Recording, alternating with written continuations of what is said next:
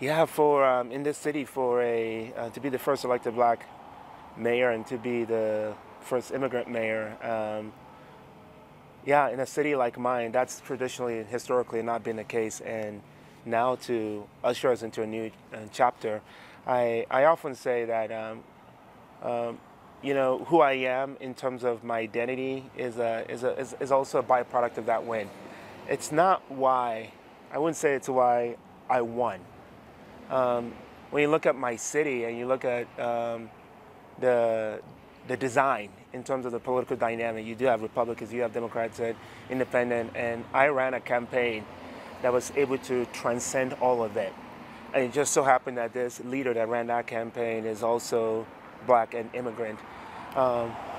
What's significant about this win, and this is a message to leaders globally, is our world is hungry for more than tribalism, partisan politics, and they're hungry for leaders who can transcend all of that and put our quality of life ahead of party politics. And that's the statement that we've made in this city. Colorado Springs is traditionally a Republican area. Right. So what, like two years ago, or even 1 year ago, when you ask someone, he might tell you, your story is not going to be possible. Oh, I heard that quite a bit. So what convinced you to go ahead, to push ahead, despite the fact that you know?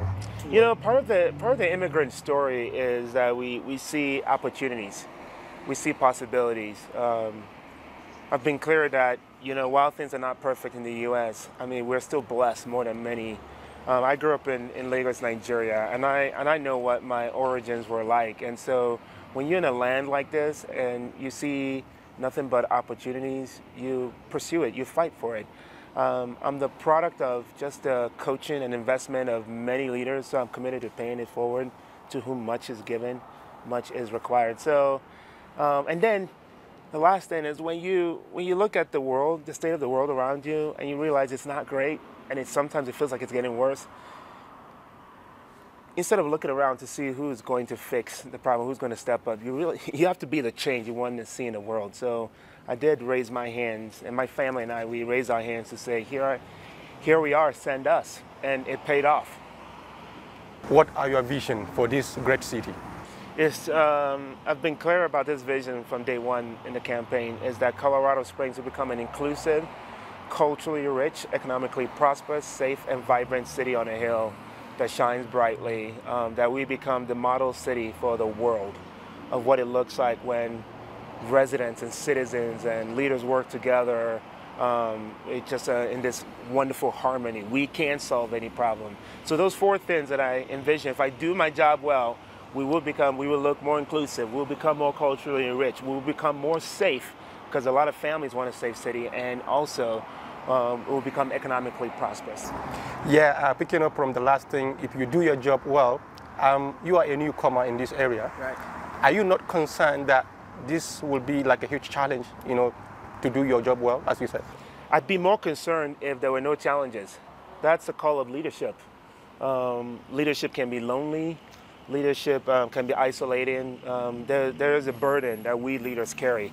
I made my peace about that. I made my peace also if we did win, or when we did win. You know, I know I'm ushering a whole new reality. I know I'm also going against some power structures that has historically been in this city. So it will be challenging, but I'm not afraid to take on any challenge because I'm very confident in my skill set and abilities and my winsome ability.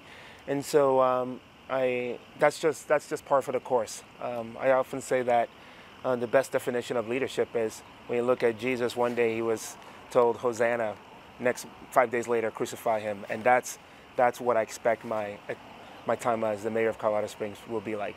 There are so many people like you, I mean immigrants, myself included.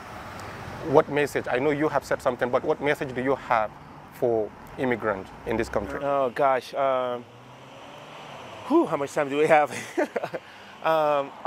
We have a wonderful opportunity to bring to the table what's best of us as Americans. We have this incredible opportunity to have one leg on the outside and one leg on the inside. So what President Reagan calls this fresh perspective. So the way we talk about the U.S., the way we talk about opportunities. I mean, it's very different. We're a nation of immigrants. That's how we were birthed. So in a weird way, we get to restore the very essence of who this country is meant to be, because we see opportunities. We have the kind of the hustle, the desire to just keep making things better, and that's what we need. So to my fellow immigrants, from folks that are interested in running for office, which there's actually a city council member in Westminster, Colorado, who's a Nigerian. I met him last week, so I'm really proud of him, and he's so inspired by what I've done. And across the country, and even Nigerians and immigrants who are working in regular jobs, or they find themselves in a nonprofit space, my message is, your city needs you. You have a lot more to offer. Stop hiding, and you will be surprised that if someone like me can be embraced and respected, you too can be embraced and respected.